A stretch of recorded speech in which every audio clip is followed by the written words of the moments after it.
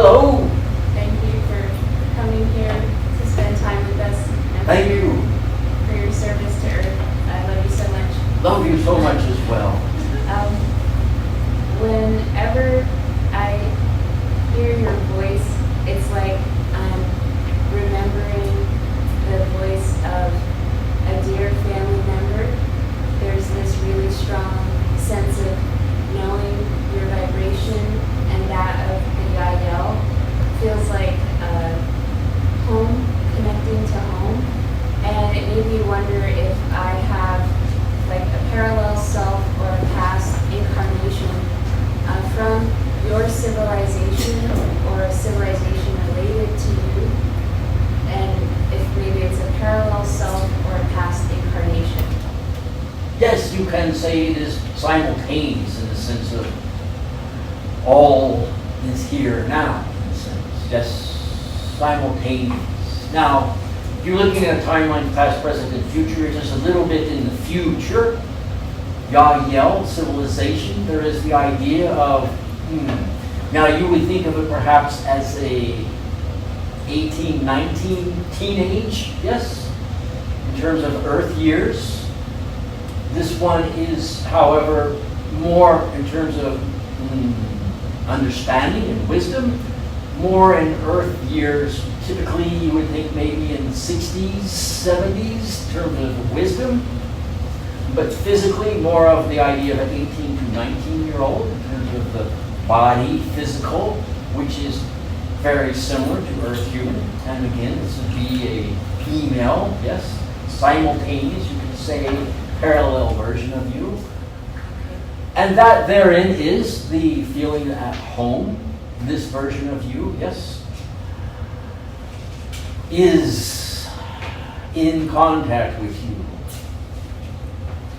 Let's say all the time, not always consciously thinking of you, but is always sharing with you an aspect of her life. And you share an aspect of your life with her. But there are times where she's very focused, as in this moment, in your present activity. Do you have a question around her and the idea of her, you in this? I'm definitely feeling an increase in joy, so I feel her presence. Are you able to share a name with me, or should I?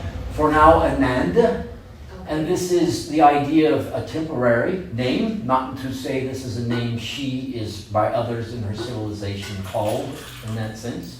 But it is like, for you, it is like a calling card, a frequency. If you would like to learn more, to develop a conscious communication relationship with her, you would think of Ananda in a sense. Ananda, I would like to connect with you, to communicate with you, to develop a relationship of connection and learning and growing with you. This is available for you if that is of interest for you to do. It is.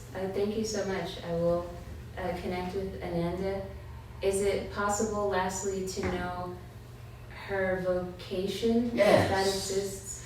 She works a lot with colors and bringing colors to fruition. It is a little bit like canvas, like painting, but let's say it isn't actually the same type of material. It is more of a clear, firm, instead of like the canvas that you use here.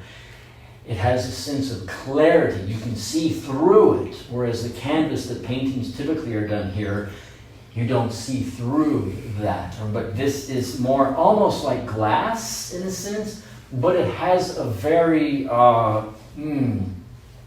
very responsive.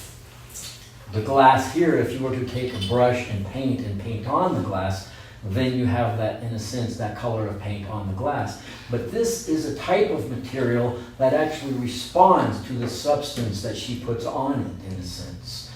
So it has a bit of like a living quality to it. It isn't just like paint dries on canvas here, yes, but there it has a bit of a living, like a life of its own. And so she works to bring forth like art in that way, with that type of medium, so that when she's done, sometimes, let's call it a glass canvas for simplicity of the communication here. Sometimes it is round, sometimes it is square, sometimes it is kind of like, even sometimes like you would think of like a flying saucer in a sense. Various sizes and shapes. When she is done, it does somewhat change in a sense, slightly, as if it has a flickering quality to it. And so that is something she is very gifted and guided.